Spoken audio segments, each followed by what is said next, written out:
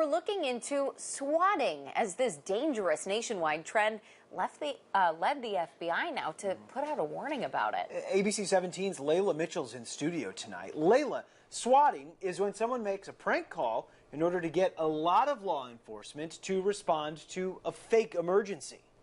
Yeah, Lucas, Marissa, and swatting can come in a few different forms, but what the FBI is seeing in Kansas City and St. Louis is people calling in active shooter threats into schools. Now, both law enforcement and schools take these threats very seriously, as they can turn deadly.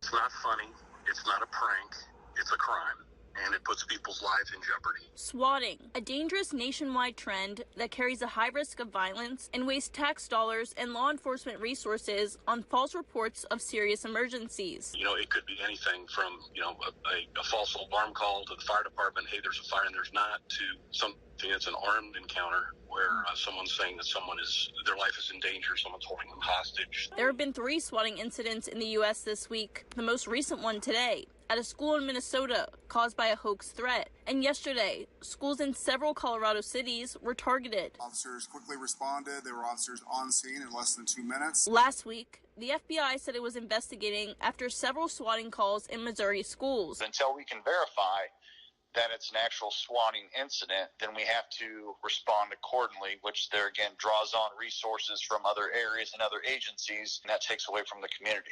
Law enforcement tells me not only is swatting illegal and a waste of resources, but it can also be deadly. It can impact so many different lives, and we never know until it happens how many people are affected and what negative ways they are affected.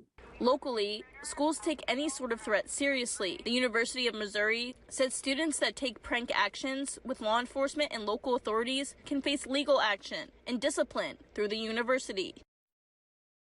And an attorney tells me someone who makes a threat involving a felony like an active shooting or a hostage situation will be charged with a felony crime charge. Layla, thank you. And officials reported a swatting incident at a high school